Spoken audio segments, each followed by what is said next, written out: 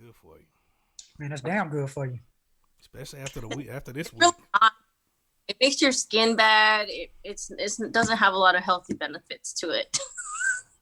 The lies you claim on alcohol. But it'll make you feel good for a minute. I need to relax. I am so relaxed right now. There you go. Drink some more. Chug a lug. No. Chug a lug. I'm good.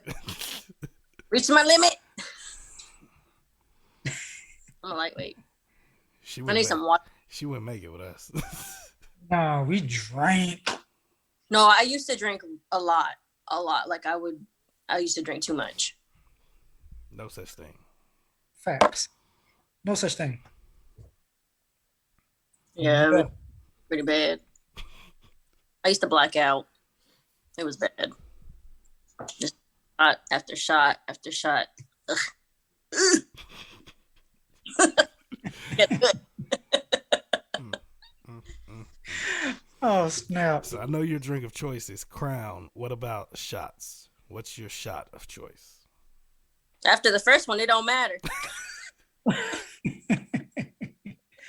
She like, I'll do Jaeger, Ghost Lager. Oh, I just tried like a few months ago, Fireball, right? That's what it's called.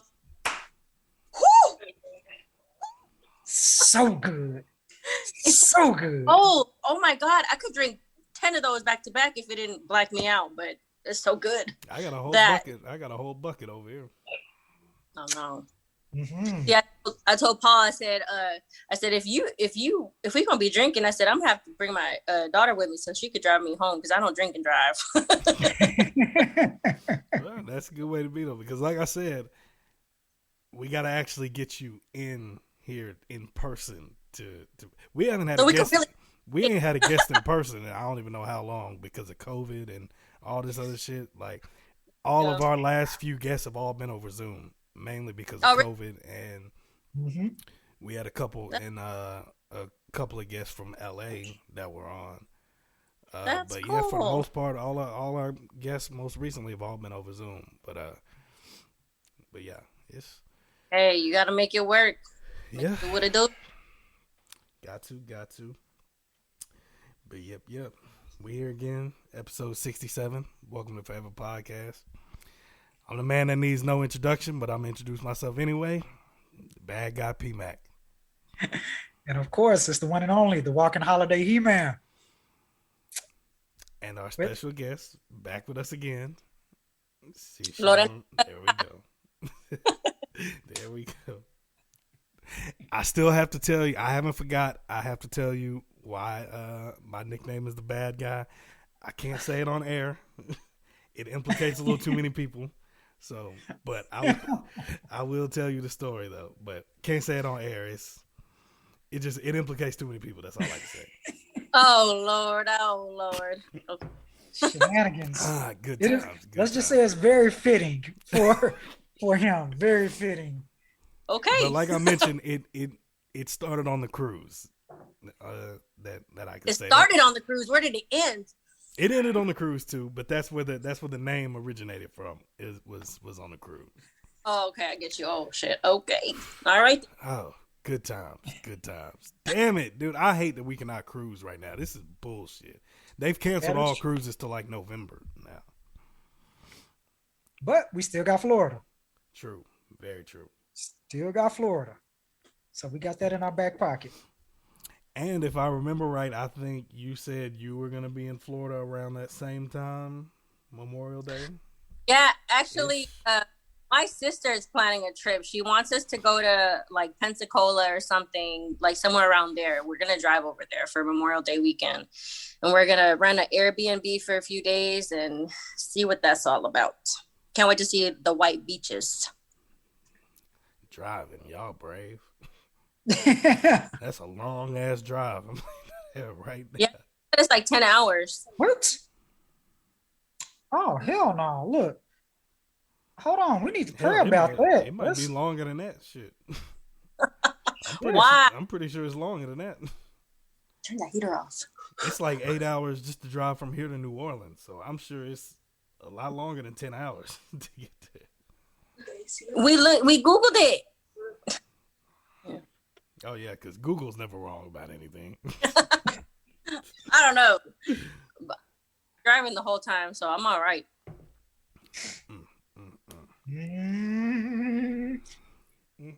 Not if I'm on vacation. So okay, so y'all gonna fly to Florida, then drive 10 hours while you in Florida? No. We're driving. Oh, y'all driving from Texas to Florida? Yeah. Oh, hell no. Oh, hell no. It's not bad. We drove from New Hampshire all the way down to here. I can handle it. I'm so sorry. Yeah, that sucks. But that was to live, though. You talking about on vacation. Right. I'm not wasting a whole day driving of my vacation. Like, it's going to be all night. Like if I was doing a road trip or some shit, fine, cool. That's all well and good. But wasting essentially a whole day of my vacation just driving somewhere? Oh, hell no. The hardest part for me would be driving back.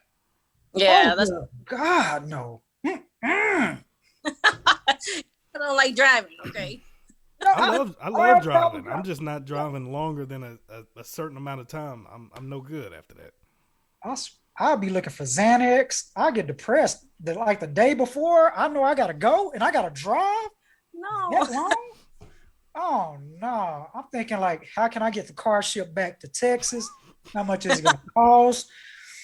How much is a plane ticket? I'm looking at all my options. I ain't thinking all that. I'm like, I'm good if I do 4 hours and let somebody else drive 4 hours and then somebody else drive the rest.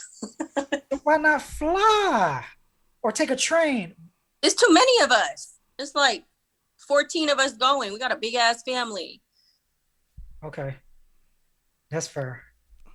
Not to me, it ain't. I'm looking at Hey, P-Mac, be like, all right, we'll see y'all when y'all get here, but this is what I'm gonna do. I did bring it up, but they don't want to fly. Okay, they can meet you there. They can meet you there. You'll be there. You'll already be chilling on it. Have your feet kicked up. You done already. I know. It's gonna be been all up on the beach. You done met Pablo. You know, Donna boy. I'm trying to meet them.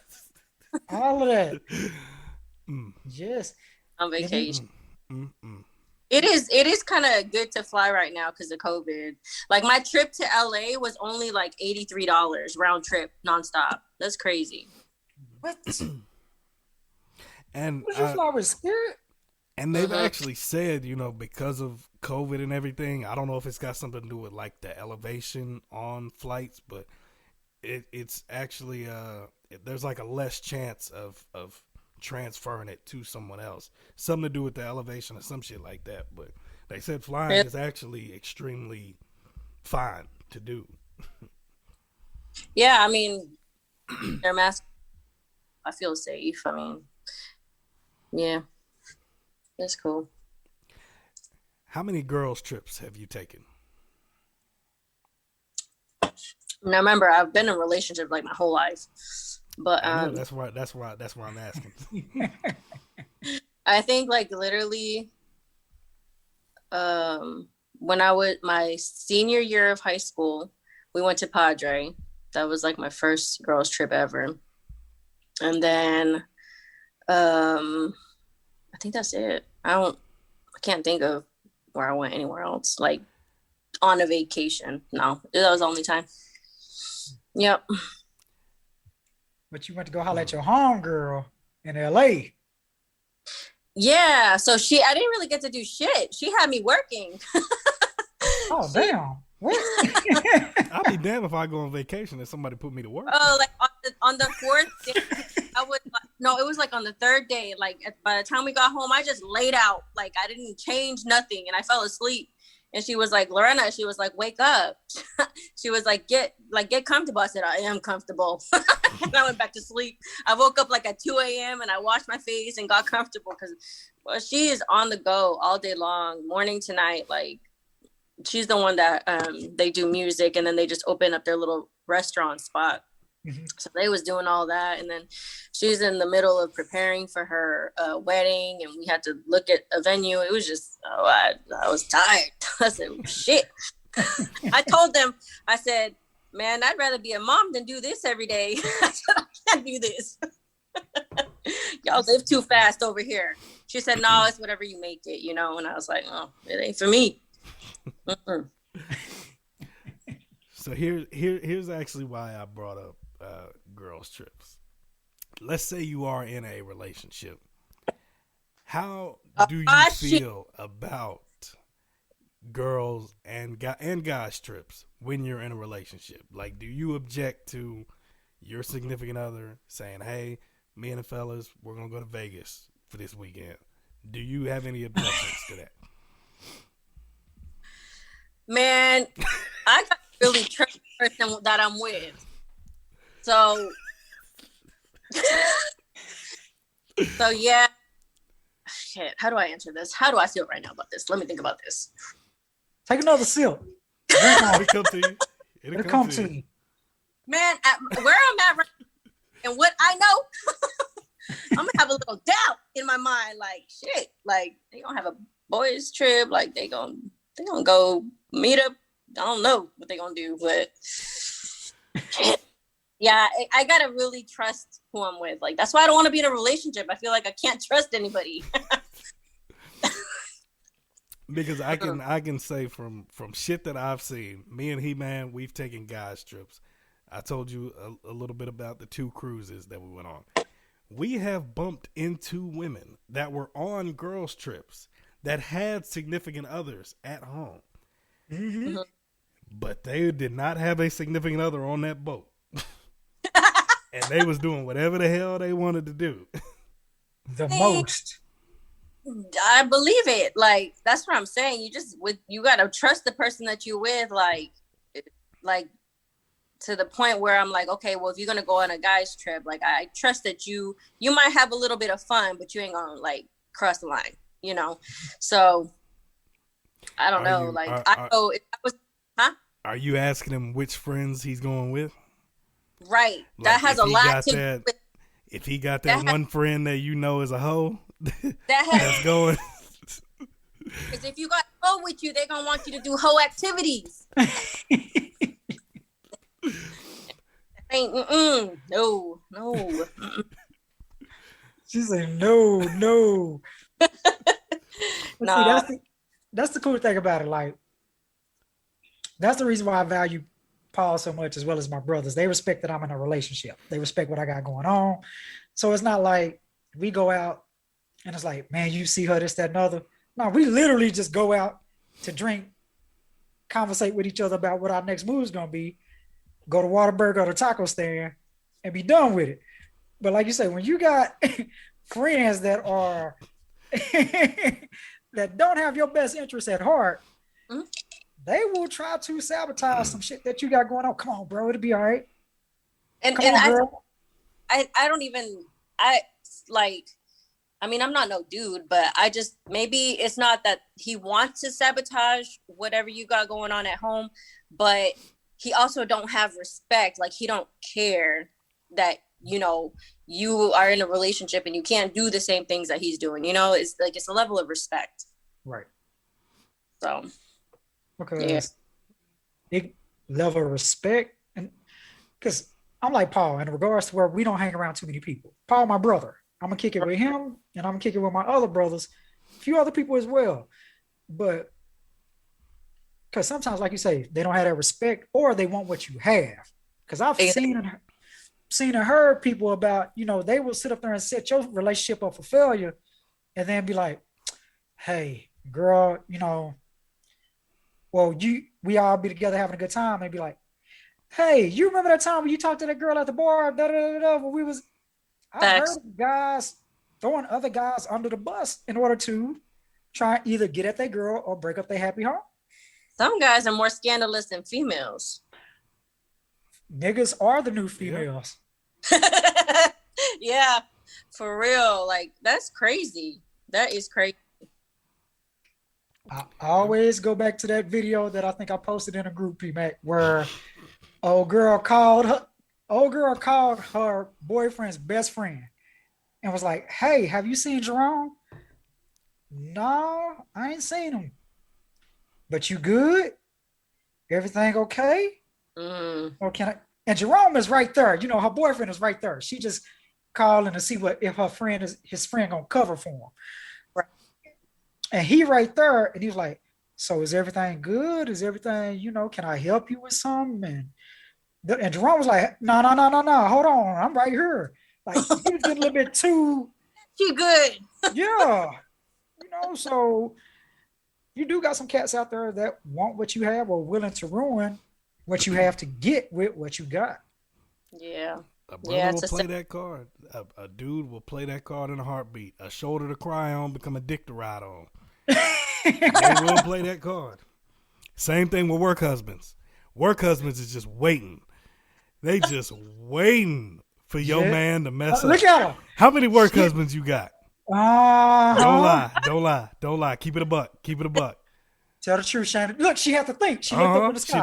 She looked up. She was debating on whether do I consider him a work husband or not. I did have to think, like, have I ever had a work husband? Tell the truth. I work with a lot of females. I work in the nursing profession, so it's like rare that I'm around males. So no, I don't work husband. Any bulldoggers up there? You heard about shit. You heard about a motherfucking thing. Because I choose to not. Them girls that be taking it to the paint. Girls that be out there hooping in the driveway with the dudes with just a tank top on. With that short haircut. Stocky shoulders. They got that tribal tattoo on up underneath their scrubs. Mm-hmm. Guys, I'm so lost right now. See, she probably in a relationship with one and don't even know it. It. I'm not. I'm trying to tell you, you're not with them, but they with you. Is that right? Oh shit. Mm-hmm. Wonder who I'm with. Start reevaluating. Huh? Look in your inbox. Yes, look at your inbox. Your gut'll tell you. You in like 6 different relationships right now. You don't even know it. Don't have the slightest idea. They ain't getting me nothing. So nobody done brought you food? No, like I guess no love. Nobody not even at work. Offered. And you said no. People offer, yes. People offer. There we go. Now we're getting somewhere. I guys message me and ask if they can spoil me, and I'm just like, no. Like, why? What about at work? Do, say for instance, even patients that come in that you tend to be like, hey, what do you got planned when you get off? No, I don't get that. You'd be shocked. You'd be surprised. I don't get that. Maybe it's like my demeanor. Maybe I'm like, get away from me. Oh, Lord. No, I can't think of anything. I can't. No, not really. Okay, so earlier you had mentioned your criteria. Well, you had mentioned that he don't matter, he can. I don't look at how tall he is and so on and so forth. So now I got to ask, how tall are you? 5'2". Now I know you said height don't matter, right? Look at lying already. Lying already. Is it Sunday yet? Gotta tell the truth. I need to confess my sin to Jesus. Oh God. How many Hail Marys? So you 5'2". Would you talk to a guy that was like 5'5"? Shit. Oh, that's as tall as you. So you do have a height criteria there. It's nothing wrong with it. We all have this shit that we like. I lied earlier, you guys. Scratch that part thing. Scratch that part out. Oh, snap. You lucky it ain't Sunday yet. I don't know. Maybe like, yeah, so maybe height does matter. It does. Because I want to be able to wear heels and still be like, You don't want somebody that you got to pick up and burp them and all that. Like, or like looking at you. So you'll pass on a good man for a few inches. Dang, man. He check off all the important stuff on your list, but he only 5'4", 5'5". Wait, what? You meet a guy. He checks off all the boxes of what you look for in a man. Family oriented, God fearing, loves kids, all of this, financially stable, but he is only 5'5". So what you're saying is you're gonna let your closet dictate your man choice. You're gonna let your closet decide who you be with. He come in there, is that what you said? asking, babe, can I borrow your shoes real quick while I'm running the mailbox? Your Converse, your Nikes. Dang, I'm gonna be single forever. he got a booster seat in his car. Oh my God, how tall is he? 5'5". He can order off the 12 and under menu when you go out. Y'all go to Six Flags. He can't get on everything. Like that. You have to be able to with me at Six Flags. No, we're not doing nothing. Ooh, no. God. Oh man, that's a tough question. I gotta meet the guy first. He just told you. He said he would. No, but I gotta like physically be with the person and catch that vibe, you know? No. Yes. No. And because I'm gonna tell you why. Because when you meet him, you're gonna already decide that you don't want him, which means he ain't even gonna get to the parts where he got a good job, he loves Can family. it be a blind date? Like I don't know he's 5'5" yet. Well, that's gonna make it even worse. Yeah, because y'all have a blind. Okay, so y'all have a blind date. Y'all both sitting at the table. Y'all chopping it up, doing all this, and then he stand up, and it look like he's still sitting down. You gonna be mad at a motherfucker. I'm walking out. You gonna be mad at a motherfucker. See, there you go. You ain't even give him a chance. You ain't even care. Yo, tell me I gotta meet him first. No, that's gonna make it worse. Dang, I don't like that question because I don't know. We asked we're like journalists. We ask the hard hitting shit. We not gonna get you with nothing easy. Man, I might give him a try. I might give him a chance. No, you ain't. That's a lie. That's wasn't even convincing. You sit up here and try to lie right now. You're not even gonna give that man a snowball chance. There was nothing even convincing about that at all. At all. I try. Why? Because in your mind, you already processing, damn, I can't wear my heels. Fuck, I got to bring them around my homegirls. Damn, they going to roast me. They going to give me a hard time. All that is already playing. I'm afraid I'm God about this tonight. Should height be a factor, God? He's going to tell me no. Wow. Period. Okay. Yeah. Okay, what about race? What are your thoughts on interracial dating? Well, my last babies are mixed, so I mean, I feel like you love who you love, you know, like it doesn't matter. Like color is just nothing really. Yeah, I'm for interracial dating, but like as far as what I'm attracted to, or like if I have a type, or yeah, go with both. What is your type? What is your preference? Sure. At this point, I think it's a white guy because I've never dated a white guy. Now, see, that don't sound convincing because that just sounds like you just want to experiment. Chet. As P-Mac call him, Chet. Get you a Chet. A Chet? What is that? A white Chet. No, I don't know. I don't know.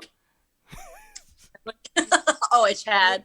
I don't know. Tanner. I don't know. I don't know. I just want a man. I ain't shit. Really interesting is I've never been attracted to Mexicans, and I'm Mexican. Like I have never been attracted to a Mexican man, and I think it has to do with like how controlling most Mexicans are. Like the culture is like the woman doesn't really get to do too much. Like, you know, I don't know. I just feel like I don't know. That always turned me off. So I've never been attracted to Mexican men. So have you, I'm just assuming, and you could correct me if I'm wrong. What type of backlash have you experienced due to that? Due to not wanting to date Hispanic man or Mexican man? Well, my family actually disowned me whenever I started dating a black man. So, I mean, we're on good terms now, but I think some of it had to do with things that I heard that had gone on in our relationship, but it also had to do with the fact that he was black. And so it sucked. I hated it. And I don't stand for racism. Like, I don't agree with it. I've always known that. I've always been, I've had friends of every color. Like, I don't believe in like singling people up because of the color of their skin. And I've always known that I was different in that way, from what I grew up like being around, you know. Sometimes people want to put their beliefs on you, and I just knew that wasn't right. So I was actually, my family stopped talking to me. My parents stopped talking to me, and and I was fine with it, because at the time I wanted to be with this man, and you know, I mean, I'm going to choose the person I want to be with over the family that I grew up with. So yeah, like, I'm all for interracial dating. I don't tolerate racism like at all. So yeah. That's what's up. Mm-hmm.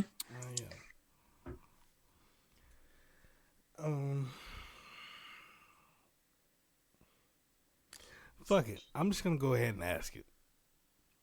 This might be the Terramana talking, but I don't really give a shit. I think we talked about this on the last episode, but when is the last time you've been handled?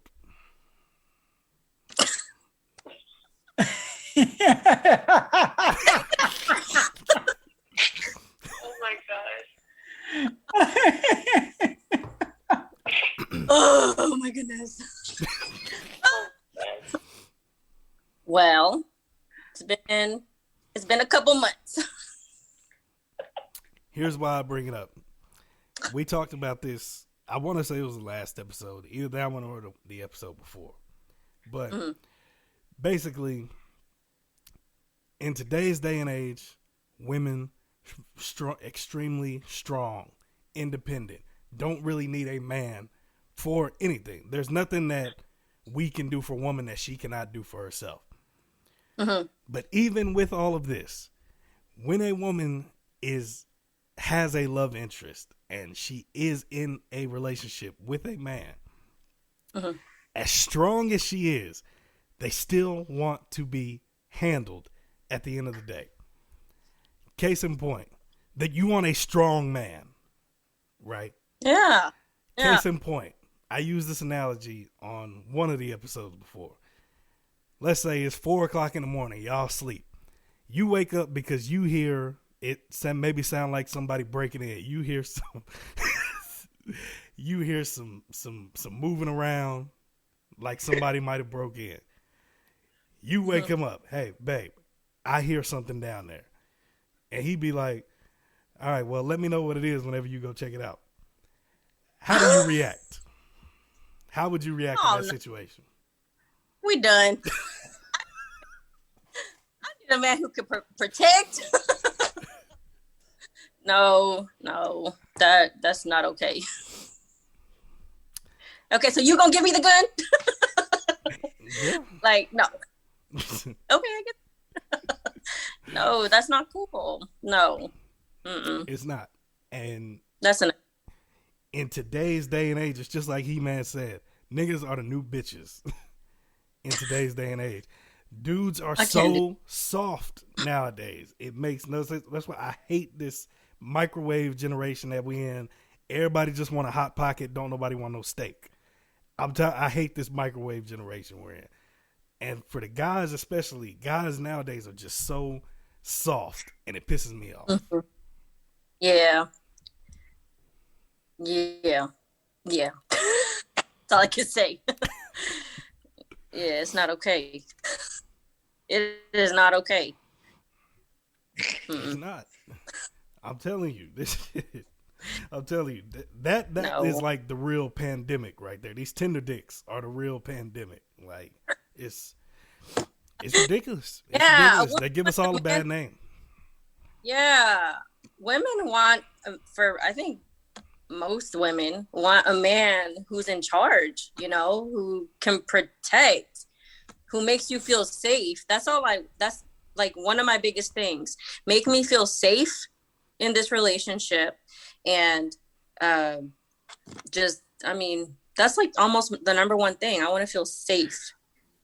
And I want to feel like you love me, but more, I do want to feel safe. If I don't feel safe, then I have no business being with you.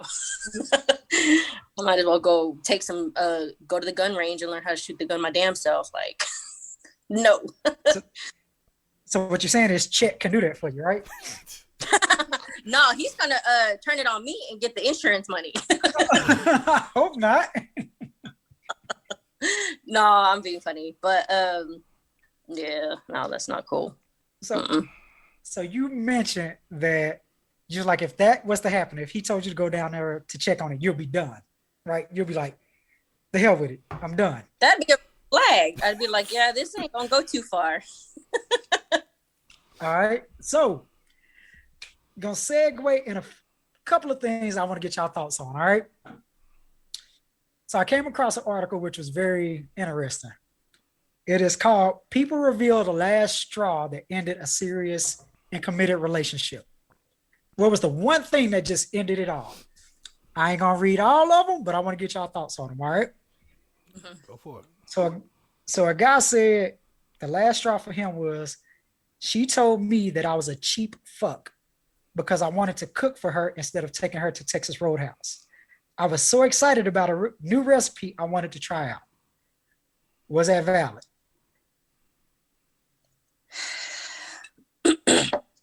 So she didn't feel valued because he wanted to cook for her instead of take her out to dinner, and he didn't feel valued. And she left him? No, he left her when he was like, hey, instead of taking you to fucking Texas Roadhouse, I found this new recipe. Let me freestyle this for you. Let me get in this kitchen and whip it up for you real quick. And instead of her being like, okay, cool, she was like, you cheap fuck. You being cheap. And he was like, you know what? Fuck this. I'm done. Never mind. That's when he threw his hands up in the air. It's like, I'm done. Yeah. Oh, no. That motherfucker soft. I would have just like roasted her or something. Like I might have been mad like in the moment or something. I might have just roasted her. I'd be like, well, you know what? That's why your feet stink. Shit. I know. I'm saying like he'd been wanting to leave her. Feel like that was you feel like, okay, it was more to it as opposed to just that point, that it had to have been more to it. He was looking for a reason to break up with her, and yeah, he just took that and ran with it. Makes sense. Next item for bid. Woman, this is coming from a woman perspective, all right? She says, I was raped while I was dating my now ex. He proceeded to cheat on me because if I got to sleep with someone else, so could he. Oh, wow. That's cruel. It's fucked up. Like, that's what her at the time boyfriend told her, even though she was raped in that moment, that if you got to sleep with somebody else, I get to do the same thing. That motherfucker going to hell with gasoline draws and a lit match. Yeah, that's tough. Like, she didn't even want to have sex with nobody else. No, at all. Because in my mind, when I read that tells me he was probably cheating to begin with. If it's that easy for him to say that, as opposed to be concerned about her health, her mental health, emotional health, physical health, well-being, that in his mind, he was already cheating as a whole. And that just gave him reason and validation to continue to cheat. Yeah, he gives no fucks. None. I'm trying to tell you, they give us all a bad name. Bruh, I cannot. I have literally 10 of these. I'm not going to go through all of them. I'm going to go to one of the ones that's the funniest, yo. All right? Okay. This is going to be the last one. I'll cover the rest of them in another episode, But this is the one that got me right here. This is a woman asked. She say, "The final straw," you ask.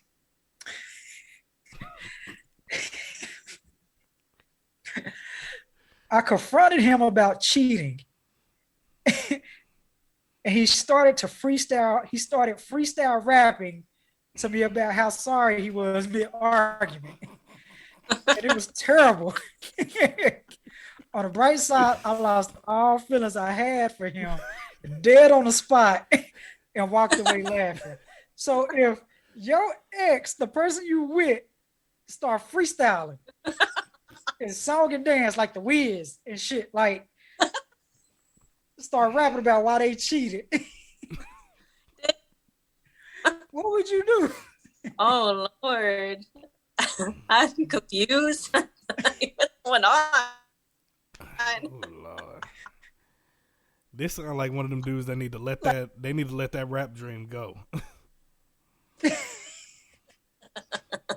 Would you date a guy that was still wanting to be a rapper? He tell you, I'm putting putting all my money into my mixtape. You know, it's about to pop off on this one. Would you date? Stop, bro. Stop. Because when you say that harkens back to that video of the black dude that's rapping in the parking lot and his white girlfriend up there dancing like he going hard and shit. To their credit, though, they were young. I could tell they were young. But you talking about like if he got gray cornrows. We in our 30s. Let's say you meet a dude. You said you're 35. Let's say you meet a guy that's somewhere in this between 30 and 35, and you're like, oh, what do you do?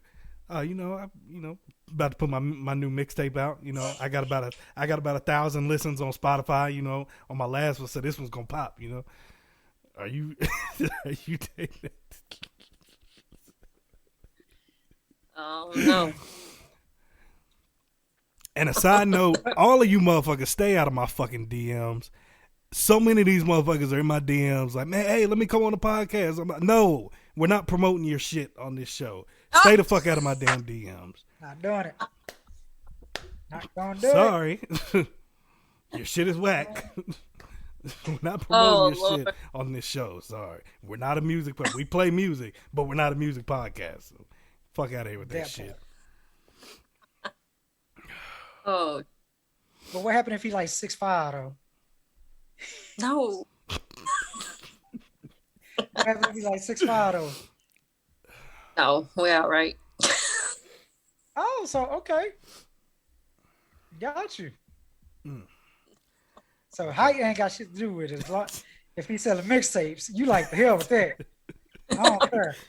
Like, what else you got going on? You like this? This is my hustle. This is my dream. Lord. I did say I was a supportive type of person, but... See? There you go. What? He could be that one. He could be the new Bad Bunny. He could be the new Eminem. He could be the new, you know what I'm saying? The baby. He just need a chance. Are you gonna ride with him? What happened if he asked you to put you on his mixtape? What am I gonna do?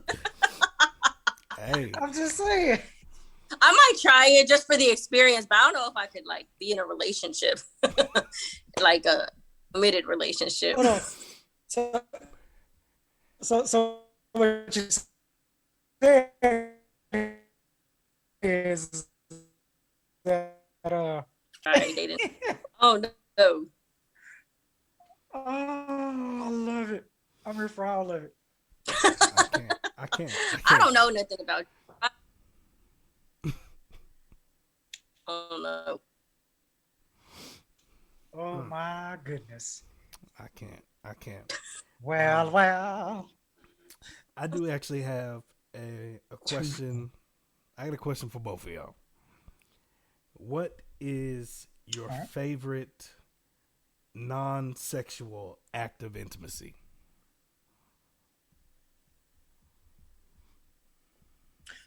Oh, for me, that's real easy. Non-sexual act of intimacy. First of all, I'm sorry. I love communicating. I love talking. be able to hold a conversation with a person that is, like I say, the reason why I love Angelica so much is we could talk about anything, like literally anything.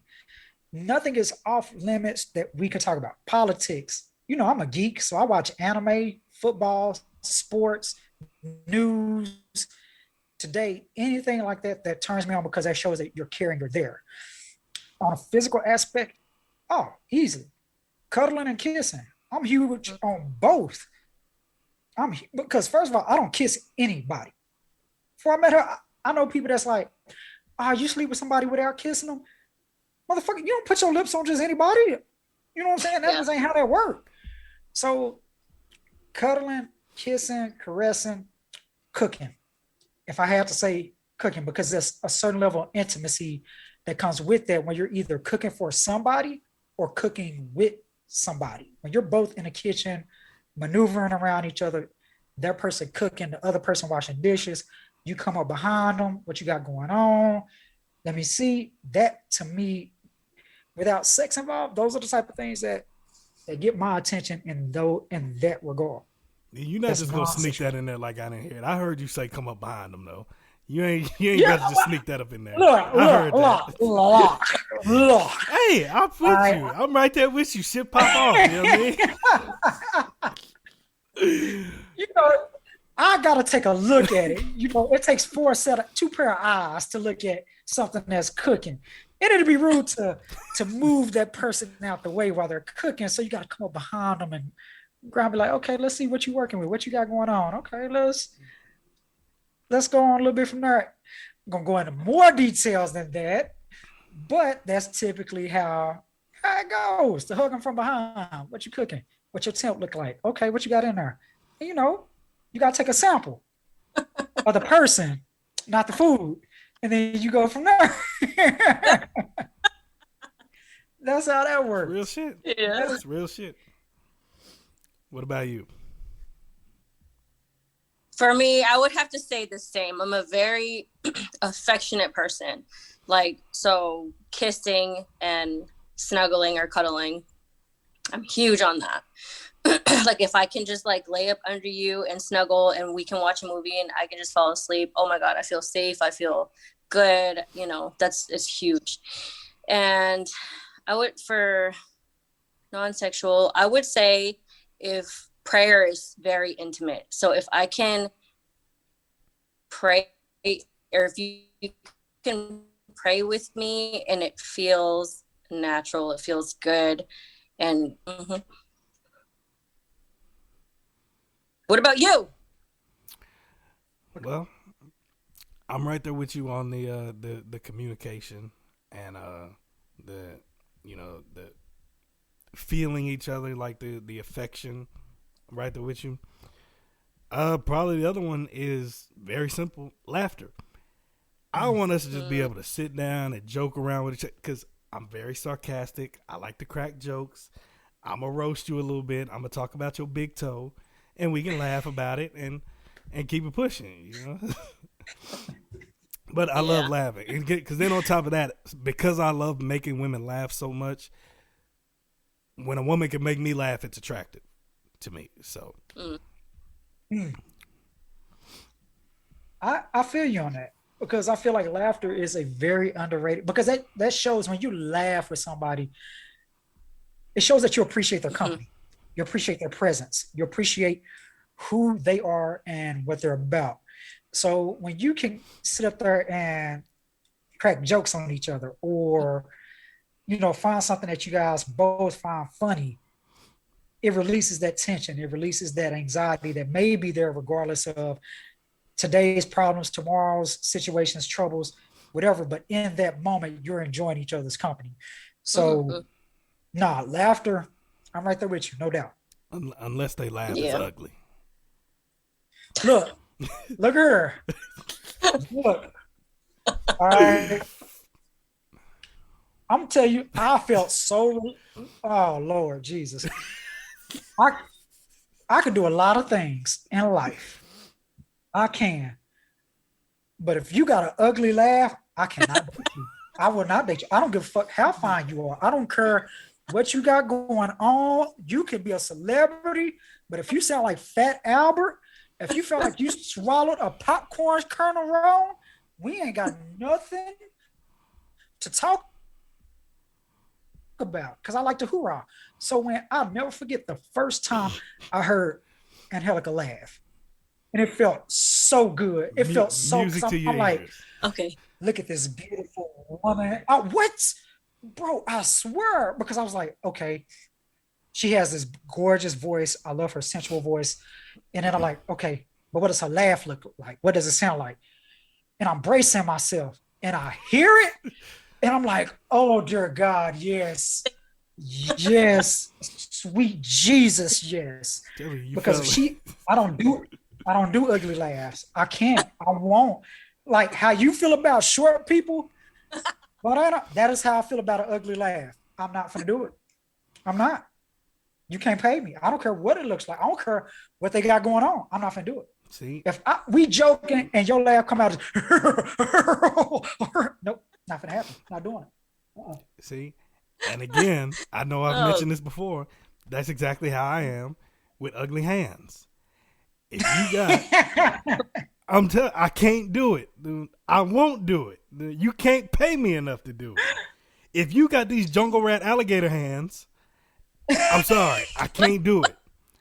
I can't do it. What's ugly? I can't describe it. I only know them when I see them. But I've seen chicks that got ugly hands before, and it's a turnoff. I can't do it. I can't. If you got knuckle draggers, if it look like when you walk, your knuckles drag against the wall, against the ground, and they ashy. If your shit look like old dude off Scary Movie like this, no, get away from me with that shit. I. What if she has a birth defect? What if it's a birth defect? Look, if that's the case, that is a reasonable explanation. Fucking that come home, sense. She's stirring the mashed potatoes just like this. Right. No. Try. I can't. Try. She put it up to your face. Try. I can't. Obviously, I'm not referring to a birth defect. If something like that. I'm not childish enough for that. But just if a chick just got ugly hands, I can't explain it. I just know what they look like when I see them. Ugly hands is a huge turnoff for me. Oh shit! It is. Oh man, but he's right though. I cannot help it. That shit. That's pretty much. That's about as close to a deal breaker as it can get. So. Okay, so if a man doesn't know how to give you a compliment, right? Okay, so I don't know, maybe y'all can't relate. But he tells you things like, "Oh, your big bulb nose," or like little things like, "Oh, this and this and that." Like, would you think that person is insecure? Like, I don't know. A man that just doesn't give a compliment.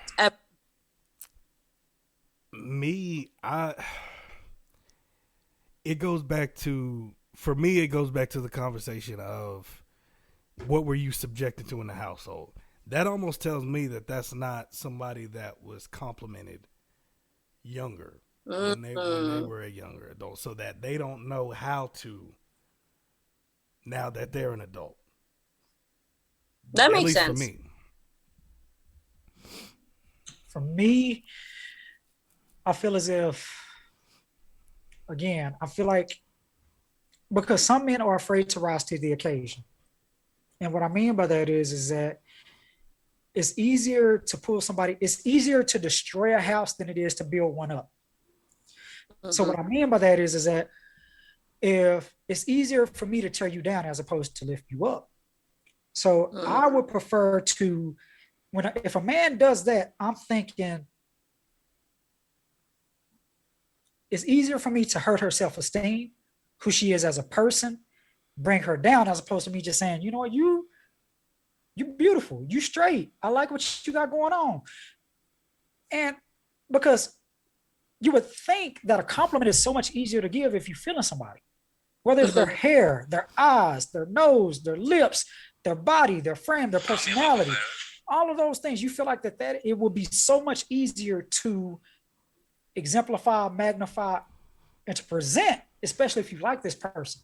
But if the first thing you think about is to bring up their deficiencies or something that you feel like, oh, well, your nose big, that's childish, and you're trying to break this person down as opposed to rising up to the level that they are to appreciate them for what they present. So that is, I feel like they want to try and dominate or control that person's personality and what they provide, as opposed to, you know what? She's beautiful, she's kind, she's sweet, she's opinionated, she's passionate. All of these things rather tear you down as opposed to build you up. Yeah, that makes sense. That's just my stinking thinking. Yeah. So now, have you been in that situation? Oh. Yeah, that's why I asked. That's what I was wondering. Recently. I mean, like, because I mean, it's not like a situation where y'all was just like playfully roasting each other. Is it? Yeah, you know, I get it. Like it was a lot of times, but it was rare to get a compliment from this person over years, like ever. You know, I thought that was weird because that makes it a little different if he's like, if he never compliments you at all, and then y'all are just playfully, you talking about his ears, he talking about your nose. That's way different if he never compliments you at all versus if y'all have a healthy relationship where y'all are always paying attention and complimenting each other, and then y'all are just, you know, playfully roasting. That's one thing. But if he's never complimenting at all, and then he's talking about that comes off a little weird. Yeah, like I wouldn't say never. But I didn't even notice it until we were in a group of people, and his cousin was there, and we got ready for the day, and we were gonna head out, and his cousin stopped and looked at me, and he was like, "Oh, you look really nice," and I was just kind of taken back by that because I was like, I don't get that. Like, that's weird. And I was like, something's wrong. Something ain't right here. Yeah. It's crazy. Sometimes guys will try and break a woman's self-esteem because when they do that, that is their buffer or defense mechanism when they're not around. And what I mean by that is that when they downtrodden, beat down, wear down your self-esteem to the point to where if another guy tries to talk to you, you'll be so self-conscious to the point to where you won't even entertain it. Well, my nose is too big. I want, even if they feel like, you know what? No, you're absolutely beautiful. No, I'm not. Because you're rewinding about the negativity that this person has instilled in you to the point to where you will not pay attention to what anybody else will say. The only feedback at that time that matters is the person that you love, care about, or supposedly you care about, love, but they're injecting nothing but negativity. So when a person comes, hey, you look really nice. Like you said, you're like, oh, okay, how should I respond to this? I've never heard this before. I don't know what this feels like. And in their mind, they're like, I'd rather beat that person down to the point to where I feel like they won't go nowhere. I'm the only one that will accept them, love them, care for them, and nobody else will. So that's typically how that works out. They're trying to break you. That's what that is. Yeah, they tried. But look at you now. Yeah, single. Finna find you a chick. No. They're all there. Finna find. How do y'all feel about double dates? I'm down. I think that would be fun. Yeah. You know, especially when it's somebody that you're close with, that you cool with, that you care about, that you get to bond and kick it with a family. Because one of my biggest dreams is, like I always say, start a family, have people over, cook out, drinks, just spend time with each other with a group of people that are on the same wavelength as I am. We go out, okay. kids are taken care of. Hey, let's go out. Let's go have some drinks. Let's have some grown up time. I mean, it's cool when you have it with the person that you're with, and it's also an added bonus when you're doing it with people that close to you. So double dating is, and I feel confident in that because of the people that's in my circle. Yeah. You know what I'm saying?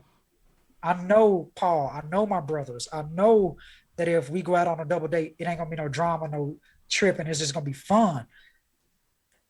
Rewind back to that friend or friends that you know ain't about shit, then that changes things. That's when you be like, I don't know if I want to hang out with them because I already know what that's going to lead to, or but they're going to try and break up. So, no, if it's close circle like I got now, sign me up. Now, I've never been in this situation, but have you ever been in that situation where you're on a double date and you're unknowingly competing with the other couple? I've never been in that. Go right ahead. That's all you. Go for it. I was just wondering because I've heard about that kind of shit before. I've never been in that situation, but I'll be damned if I fucking sit there and go, about to be sitting there competing. Like if I'm out, me and my girl, and me and my homie and his chick are out, and he go fucking give her a kiss, and then my girl look at me like, must be nice. Like, whoa, wait a minute. Whoa, like. I've heard about shit like that, but I've never experienced it. But I'll be damned if I'm sitting there, because because at that point you just got to start fucking at the table to beat them. Basically, I mean, I've never been in. I've heard about it, never experienced it.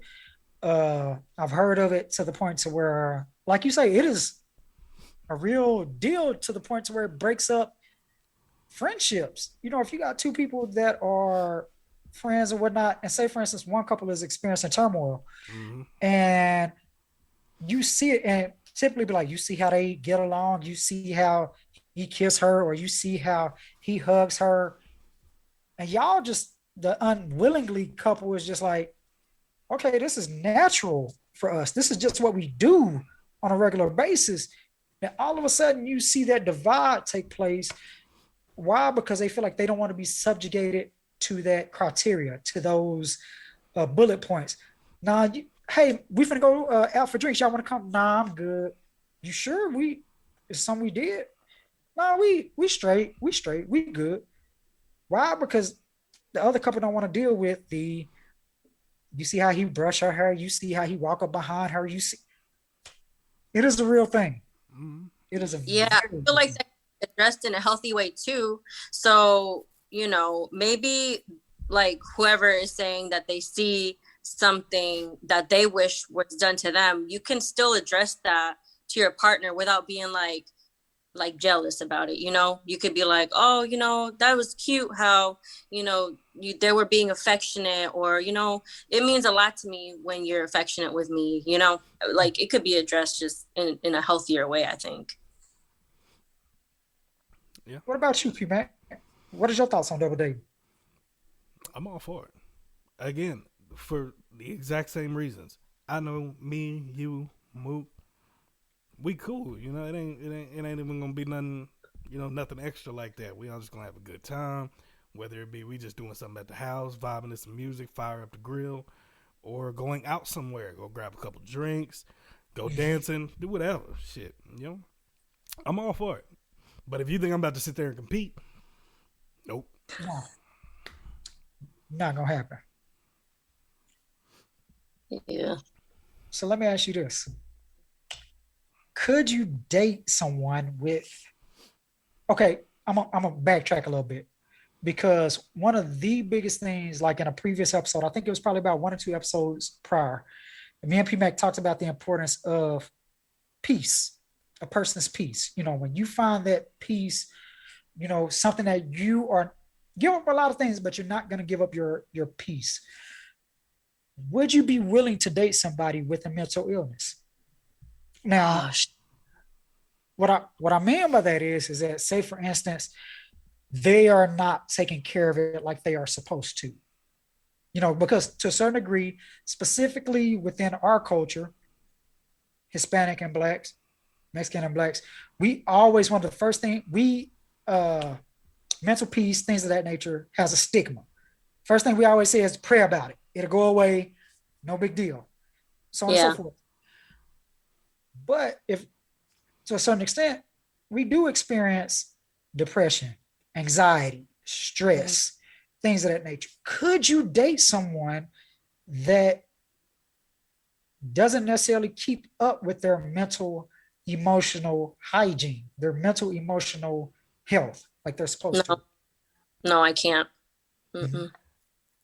No.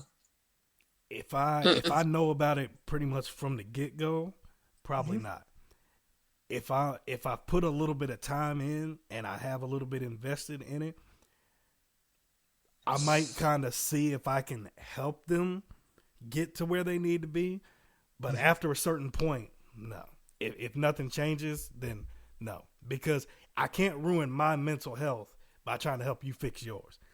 And it's taxing when you're trying to focus, because that takes a lot of putting a whole lot of your focus and your attention into somebody else. And it's inevitably going to take away from yourself. There's only so much of that I can do before it starts to affect me to where I can't do it anymore. And I got to take care of home first. So that's where I'm at. Yep, I agree with that one. I'm right there with you. I totally agree, because my thing has always been is if you know you have it, because again, it goes back to communication. If you're doing everything within your right, within your power to take care of you, you know that you have this, whether it is PTSD, anxiety, stress, depression, and you are doing first, you told me about it. Second, you're doing everything that you can to do better about it, whether it's counseling, medicine, things of that nature. I got you. I am willing to support and stand beside you, because you are taking a best foot forward in order to do that. Because P-Mac, you know my profession, you know what I do. So it's like I meet with people on a regular basis that are struggling with this. And they be sometimes most beautiful people that you will meet that you will never in a million years know. But when you sit down and you talk with them and you discuss some of the things that they went through and what they've been through, you're like, yes, this person is suffering from generalized anxiety. They're suffering from manic depression, bipolarism, so on and so forth. But if this person, or post-traumatic stress disorder, whatever, but if this person is willing to A, talk about it, B, put forth their best effort in order to be better, move forward with it, I'm game for it. But if they are not trying to talk about it, discuss it, deal with it, then we got problems. Yeah, there ain't a fucking ibuprofen big enough to deal with that headache. If they're not trying to address it, if they're not trying to deal with it, if they're not trying to go to counseling, because again, stigma. Are you take medicine for depression, or anxiety, or look at her? You take ibuprofen when you got a broke arm. I mean, or you take shit when you got some fucked upness going on. You cannot down anybody that are experiencing, if they need that extra boost or that extra support to help stabilize their chemical imbalance. So, I feel you on that. 100%. Yep. Hell to the yeah. Yeah, buddy. I really only have a couple of quick takes left. Okay. So I don't know if y'all have anything major left before we get out of here, because that was pretty much all I had. But I just got a couple of quick takes. Did you hear about the school in Utah that's giving students the option to exclude themselves from learning about Black history topics? Yeah. I didn't hear about it. Can't say that I did. That's a thing, huh? Yeah, apparently there's a school in Utah, and all I gotta say is, do they realize it is currently Black History Month? Is what I'm like. Are they out of their rabbit ass mind? Like, I don't remember getting the option in school to not have to learn about fucking Abraham Lincoln and all these motherfuckers. So, Exactly. Y'all about to learn about Martin Luther King today. You gonna learn today? Shit. Like, I can't even believe that's an option. Like, when I was reading that shit, I was like, see, this is why I drink shit like this. It's like, when they pull stupid shit like that, man, it forces you to drink. It makes you wonder, like, what the fuck, like you say, if so you're not willing to give us 28, 29 days max. We can't have that. 11 months. You know what I'm saying? That you get all year long, and we can't have a discussion about Black History Month, the contributions of Black Americans, Black people in general, but you rather opt out. Says a lot in itself. Yeah, that shit. I literally was just dumbfounded reading that. I was pouring up while I was reading the shit. I was like, hey, look at this shit again. I was like, boy, yeah. I tell you. That is. Yeah, the stupidest shit I ever heard. Lastly, congratulations to Naomi Osaka. That's huge. Like, to be 23 years old, I think this is her 4th Australian Open title at 23. Like, she's on pace to, at the very least, be in the discussion for greatest of all time. Like, easily. And then I don't know if anybody else picked up on this, but when Serena Williams was walking off of the court, did it almost seem like it was a little bit more than just kind of, thank you all for coming out? It almost seemed like this might be her last ride. As far as, I don't know if she's going to do it again. I just can't. I can't think like that. I'm going to tell you why. Because she made it to the semis. Because it seems like most of the time, whoever, for the most part, Naomi is the one that gets in her way. That's the way it seems, whether it's in the semis or the finals. So I could get that feeling if it was a first round exit, not making the prelims, things of that nature. But when you make it to the semi, if I'm her, I keep going. I hope, because I love Naomi. I would hope to be wrong. I seriously hope I'm wrong. I'm just going off of just kind of the atmosphere of how it felt. It seemed just like a little bit more than just thank you all for coming out.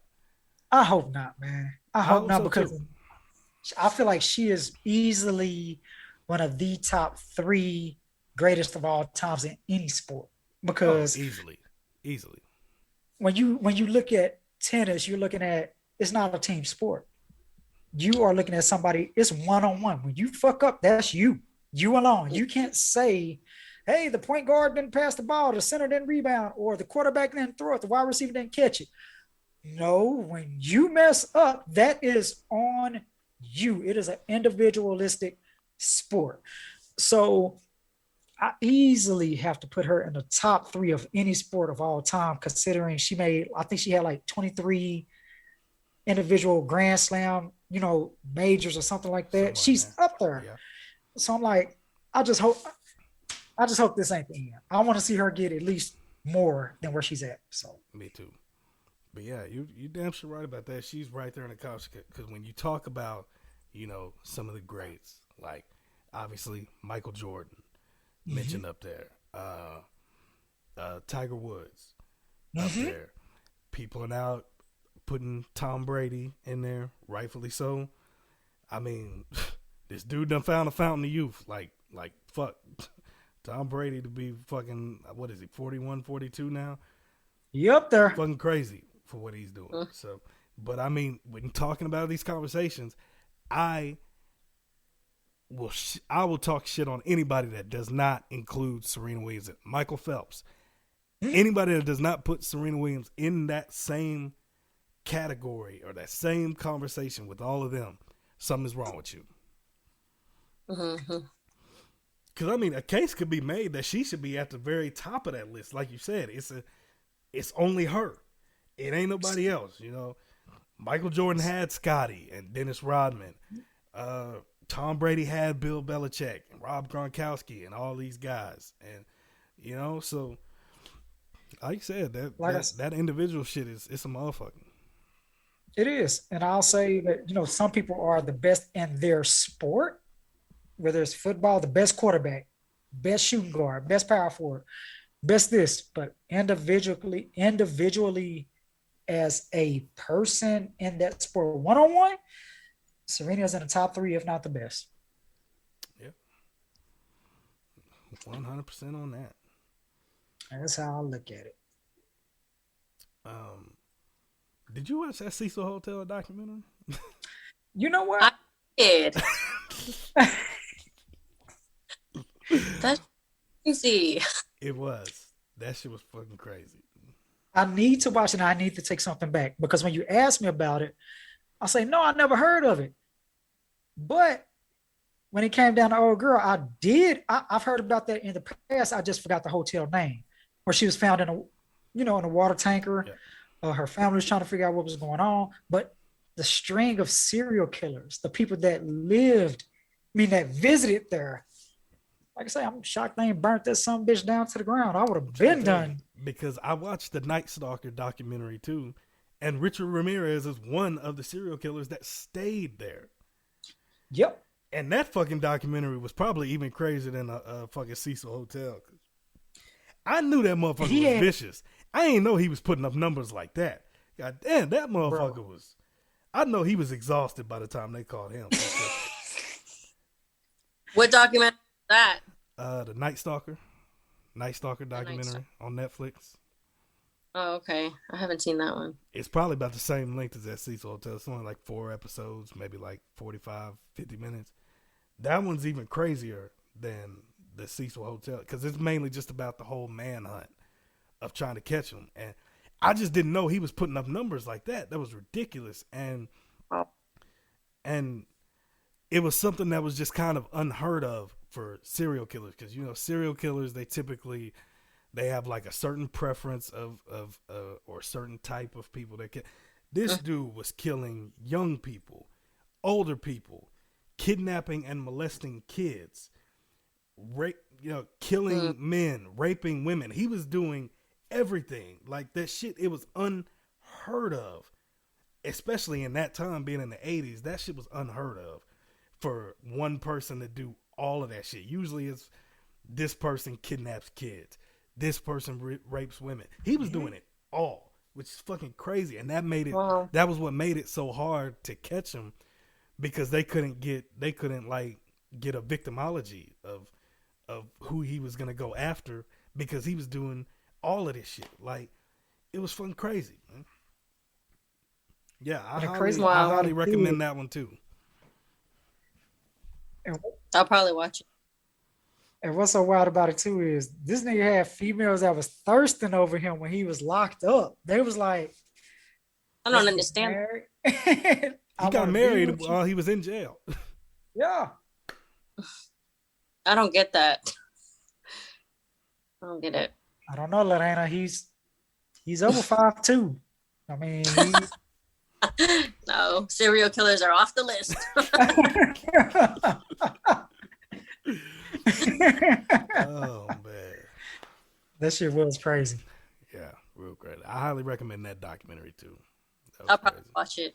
Yeah, I'll probably watch it. I like watching stuff like that. I just started another one on there too. I can't think of the name of it off the top of my head. I'll write y'all about it in the title of it once I remember it. But it was fucking crazy. It's on Netflix too. This guy, he goes in there to rob a bank, and he's got a bomb around his neck. But he wasn't actually the robber.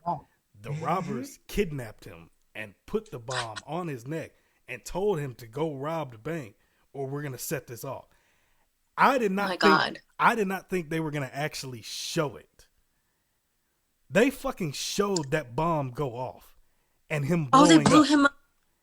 Oh. They fucking showed it in the documentary. I was dumbfounded when I saw it, because I didn't think they were gonna actually show that part.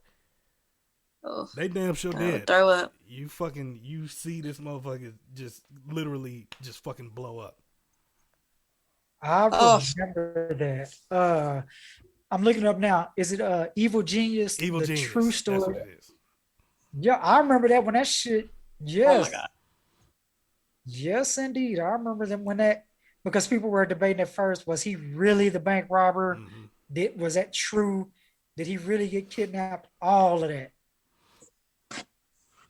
That is crazy. Yeah, that shit was wild, and it was just weird looking at it when they were breaking down the device that he had around his neck. I tell you, that shit looked like some shit John Kramer made on Saw. That's what the fuck that shit looked like. Oh. Yeah, I swear, because the shit it was so complex. Like you had to have some serious engineering for that shit. Like the way when they constructed and just broke down how that shit was put together, I was like, shit. But yeah, that was the craziest shit I ever seen. I did not expect. I thought they was just going to like maybe fade out. No, they literally just left that shit in there and let this motherfucker blow up all on my screen. I was like, what the fuck? Oh my god. They ain't give a damn feedback. They ain't give a damn. They didn't give a damn. We're going to have to do another horror movie night one of these days. Oh, you damn Skippy. You know I'm down. Ugh. You know I'm down. I still got to watch that Dark Water. Because they, like I told you, they talked about it in that documentary, that Cecil Hotel documentary. And now I want to watch the shit because of that. Seen it a while back. We're going to definitely have to do it. Yeah, buddy. We definitely going to like that. Well, yeah, that's pretty much all I got. I'm tapped out on everything I got. Likewise, I'm finna find me some drink. I'm about to go to sleep. I'm finna drink. I'm finna freestyle me some tostadas, make me something to eat, and go from there. Tostadas? Tostadas. Yes. I already got it over there, hooked up, ready to go. Shit, I'm finna cook me some meat with some refried beans, some cheese, some lettuce, and tomatoes. Shit, I'm finna cook. I'm hungry. I tell you, we drink. I'm trying to tell you, we Blaxicans over here. That's how we get down. Oh, yo. Yeah. Ain't nothing wrong with it. I'm trying to tell you, part. I be getting down when I hear some bachata or some salsa or some merengue. I be getting down. Shit. That's Puerto Rican and Dominican. My daughters are Puerto Rican. My oldest Puerto Rican and Dominican. Like half and a quarter. She said half and a quarter. Well, they're like half a quarter Puerto Rican.